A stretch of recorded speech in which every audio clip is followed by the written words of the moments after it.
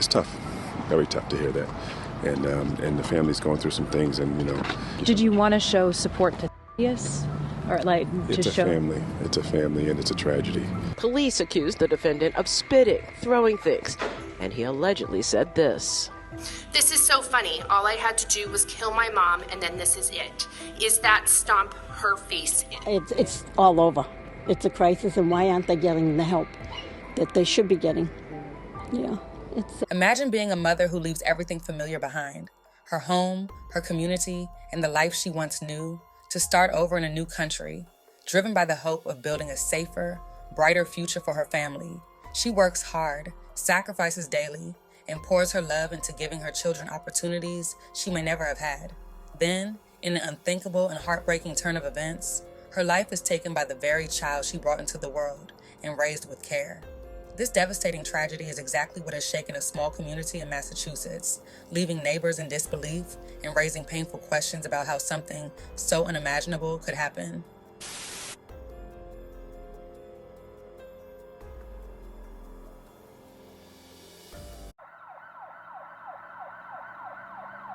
In Haiti, 53-year-old Astrid Joseph moved to the United States with the dream of providing a better life for herself and her future children. She sought opportunities that would enable her family to thrive and live a fulfilling life.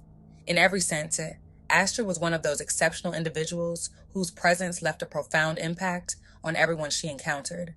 To those who had the privilege of knowing her, she was much more than a neighbor or a friend. She became family. Astrid worked from home and was known throughout the neighborhood for her warm, welcoming nature. Along with her husband, she organized neighborhood block parties, fostering a sense of unity and camaraderie among their community. These gatherings became cherished events, bringing people closer and building lasting connections. Astrid had a passion for learning and self-improvement, as evidenced by her attendance at photography workshops the previous year. She was a peaceful, kind-hearted soul who was always eager to sharpen her craft and continue growing as an individual, all while remaining deeply engaged with the people around her. Her unwavering enthusiasm for life was contagious, and her presence always brightened any room. Her family was also going through a season of improvement, having recently completed renovations to their home, including installing solar panels on the roof and building a new fence in the backyard. These upgrades reflected their efforts to build a future filled with progress and sustainability. The Joseph family was known for their loving, tight-knit bond. Astrid's devotion to her two sons was unmatched. She poured her heart and soul into ensuring they had every opportunity for a bright future, working tirelessly to provide them with a life full of love and support. Life was going well for Astrid and her family, and their lives were full of promise and joy, but little did anyone know a chain of events was unfolding that would soon send shockwaves through their community, leaving a deep and lasting impact on everyone who knew them. The tragedy that would strike the Joseph family was something no one could have ever predicted, forever altering the lives of those closest to them. On the afternoon of March 4th, police were called to a home on Nichols Avenue after a distraught and frantic husband dialed 911, claiming that he had found his wife lying on the kitchen floor with her head pressed against the pantry door. Upon arrival at the scene, officers were met with a truly gruesome sight.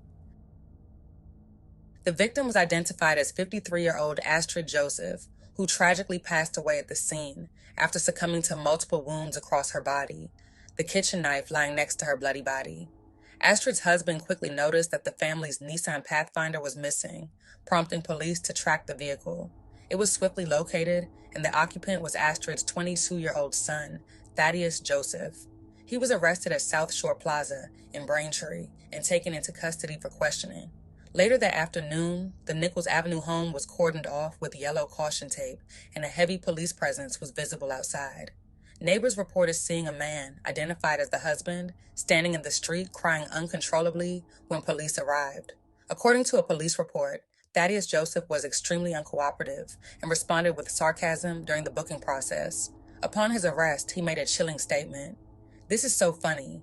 All I had to do was kill my mom, and then this is it."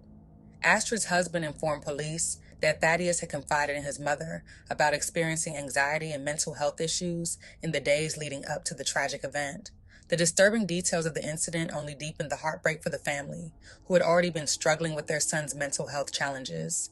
Court documents revealed that Eval Joseph, the father of Thaddeus Joseph, received a distressing phone call from his wife, Astrid. According to the report, the phone sounded as though it was on speaker, and Eval heard Thaddeus say, "I have your phone." Astrid responded urgently, "I'm your mother. Give me the phone." Then the call abruptly ended.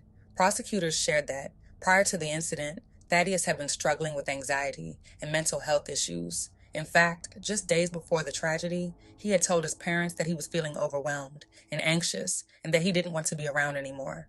Thaddeus had also mentioned that he was taking a mental health day off from work the day of the murder. A family friend described the Joseph family as quiet and peaceful, expressing the profound sadness surrounding the situation. A longtime neighbor was equally devastated by the news. She had known the Joseph family for over 15 years and recalled how kind and involved they were saying. "They're very nice people, very good to their kids, and the kids were never any problems. I feel very sad." She fondly remembered interactions with the family, such as exchanging waves and chats with Mrs. Joseph during walks. The neighbor, who lived a few houses down, hadn't heard anything unusual on the afternoon of the tragedy. She had last seen the Joseph family car parked in the driveway around 2 in the afternoon, shortly before Thaddeus left in it after allegedly harming his mother. Just 2 hours later, Eval Joseph emerged from the house, visibly distraught and inconsolable. His grief was evident to neighbors standing outside, who described the heartbreaking scene as surreal. Eval had been away at work in Dorchester when the series of disturbing calls began. According to the documents, Thaddeus had been home on Tuesday, taking a mental health day. That morning, Thaddeus had texted his father that he was going through some difficulties and had thoughts of harming himself. Eval missed a call from Thaddeus just after 11 that afternoon, and when he called back, Thaddeus didn't answer. Eval then tried contacting Astrid, who suggested that he should speak with their son. However, when Eval attempted to call again, Thaddeus ignored him and texted back saying, "It was a test." At noon, Eval received a call from his wife's phone, but it seemed that Thaddeus was holding it. Eval described hearing his son's voice saying, "I have your phone," followed by Astrid's voice urging him to return it. The call then ended abruptly. Eval made several attempts to call back, but after an hour of failed attempts, he decided to leave work early. The commute took another hour, and when he arrived home, he discovered Astrid on the kitchen floor. As sirens and flashing lights filled the neighborhood, neighbors struggled to process the tragic turn of events. Some described the atmosphere as surreal, with the police tape and emergency vehicles starkly contrasting the quiet neighborhood they had known. One neighbor stated, "It's just heartbreaking to think of what happened." The events on Nichols Avenue have left the community in shock as they try to make sense of the senseless tragedy that shattered the peaceful lives of the Joseph family. Tragedy indeed. So 22-year-old Thaddeus Joseph is being held without bail. We did talk to neighbors in Avon who say they are in complete shock. The family has always been nice to them. They even said that this family would hold a block party of sorts during the summer just to get the community together. Very, very sad for them. Mr. Joseph broke down over there. Family seemed like a good family, and the dad would always check up on me and, make sure I'm getting through college. The Avon community in shock. 22-year-old Thaddeus Joseph appearing at Stoughton District Court Wednesday morning, accused of murdering his mother, 53-year-old Astrid Joseph, at their family home on Nichols Avenue in Avon.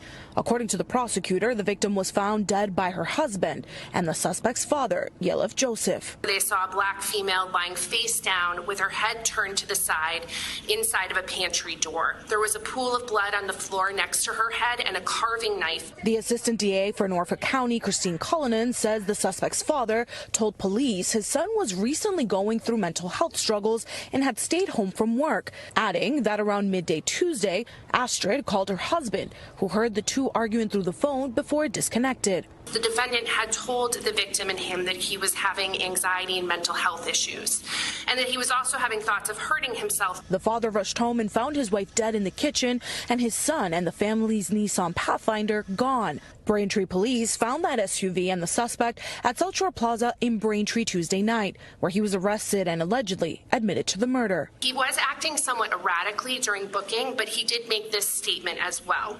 "This is so funny. All I had to do was kill my mom, and then this is it. Is that stomp her face in?" A friend of the family calling this a tragedy. The family's going through some things, and they're trying to just kind of come to grips with what happened.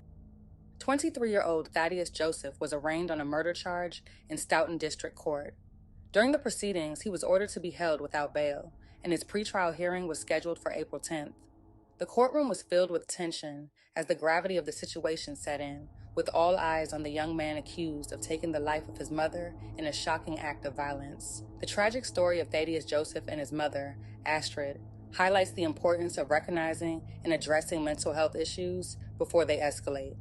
The need for strong family support systems, open communication, and timely intervention when someone expresses anxiety or suicidal thoughts is important. The devastating consequences of ignoring warning signs or failing to get the proper help serve as a reminder of how critical it is to prioritize mental health care and seek professional assistance when necessary. This story also emphasizes the importance of creating a supportive environment within families and communities to prevent such tragedies. Rest in peace, Astrid Joseph.